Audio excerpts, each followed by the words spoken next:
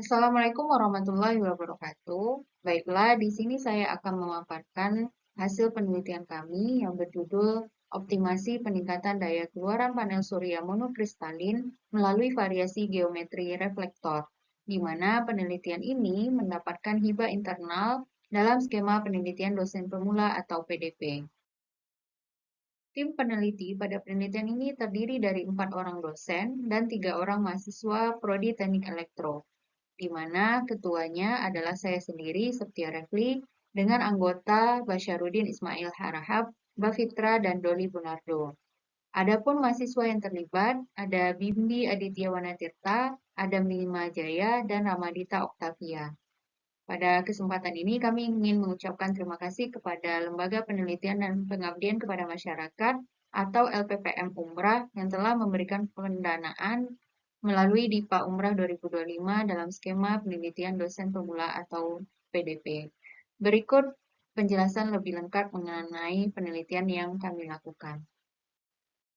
Penelitian ini dilatar belakangi oleh peranan energi listrik yang sangat penting dalam kehidupan masyarakat, terutama pada masyarakat Melayu pesisir daerah Kepulauan Riau, yaitunya pada aktivitas ekonomi pesisir dan maritim seperti pengolahan hasil laut, perikanan, transportasi laut, serta kegiatan sosial budaya lainnya.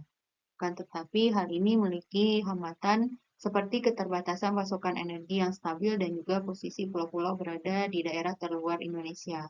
Salah satu solusi yang dapat dilakukan adalah dengan memanfaatkan energi terbarukan, yang mana energi ini berkelanjutan dan juga ramah lingkungan.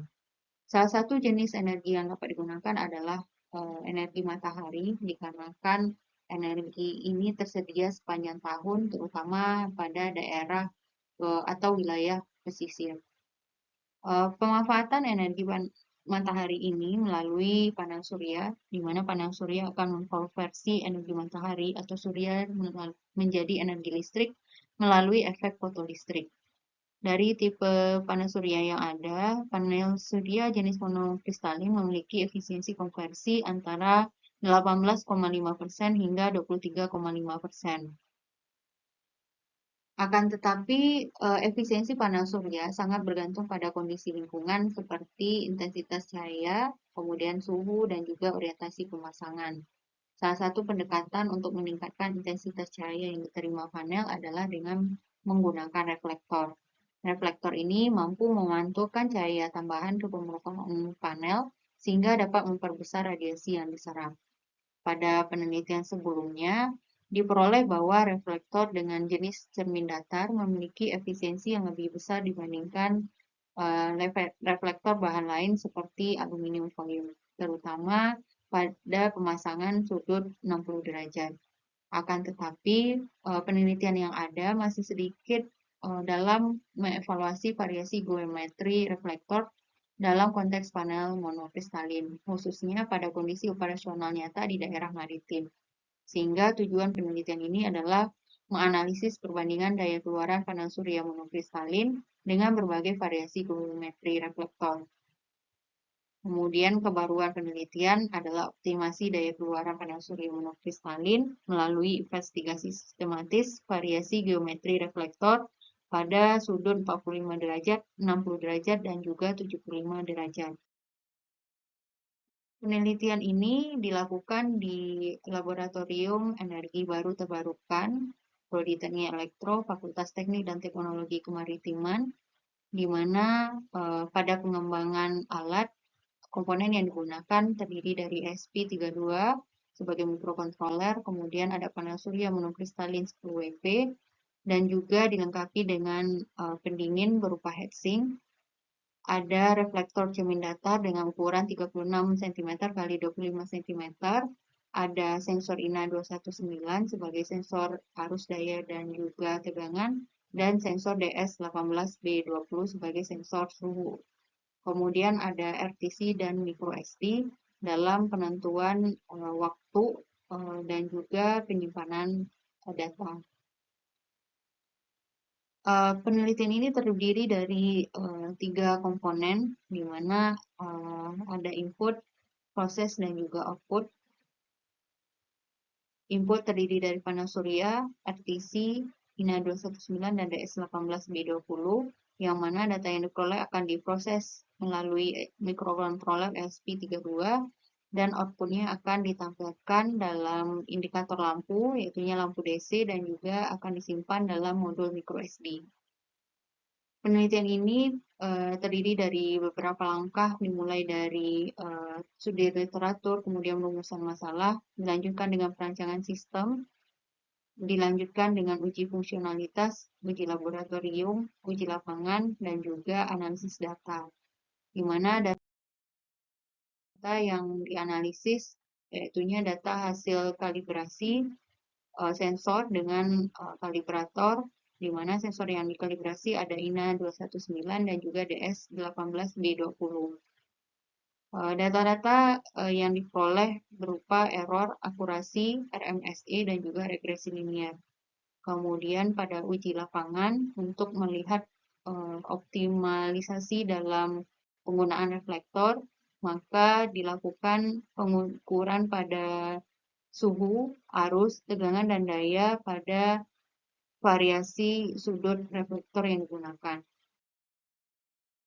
Ini adalah hasil pengembangan sistem, di mana pengembangan hardware dan elektrikal dapat dilihat pada gambar. Pada bagian atas terdiri dari reflektor 4 sisi berupa cermin datar, kemudian pada bagian bawah dipasang heatsink, kemudian semua komponen dipasang pada PCB.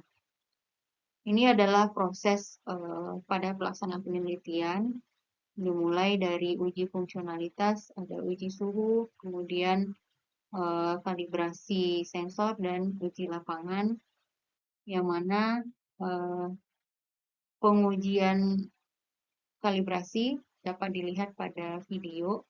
Ini adalah pengujian kalibrasi dari sensor INA 219.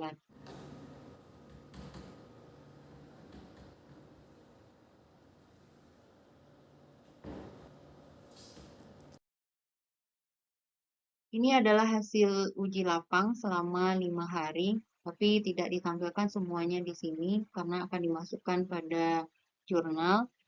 Secara keseluruhan diperoleh bahwa peningkatan sudut reflektor berbanding lurus dengan kenaikan suhu panel surya, di mana pada sudut 75 derajat suhu paling tinggi mencapai 70-72 derajat Celcius, sedangkan pada sudut 45 derajat suhunya lebih rendah, yaitu pada 60 derajat Celcius. Kemudian yang diperoleh pada penelitian ini juga pada sudut 60 derajat dan juga 75 derajat, tegangan, arus, dan daya menurun akibat peningkatan suhu yang mempercepat inkomodasi elektron Hall. Dengan demikian, dari variasi 45 derajat, 60 derajat, dan juga 75 derajat, diperoleh bahwa sudut 45 derajat memberikan kinerja paling optimal dan stabil. Adapun luaran pada penelitian ini terdiri dari laporan, yaitu laporan kemajuan dan juga laporan akhir. Ada artikel ilmiah, yang mana artikel ini disubmit ke Jurnal Sinta 3, Elkomika, Jurnal Teknik Energi Elektrik, Teknik Telekomunikasi, dan Teknik Elektronika, dengan link pada slide, yaitu pada e-jurnal-itengas.ac.id. Kemudian video yang diupload ke YouTube ketua peneliti, dan poster yang nantinya dicetak. Ini bukti bahwa jurnal telah disubmit ke Komika Jurnal, di mana saat ini statusnya adalah awaiting assignment. Kemudian ini draft atau hasil dari poster dari penelitian kami. Mungkin itu saja yang dapat saya sampaikan terkait pemaparan penelitian kami. Terima kasih atas perhatiannya. Saya sudahi dengan Assalamualaikum warahmatullahi wabarakatuh.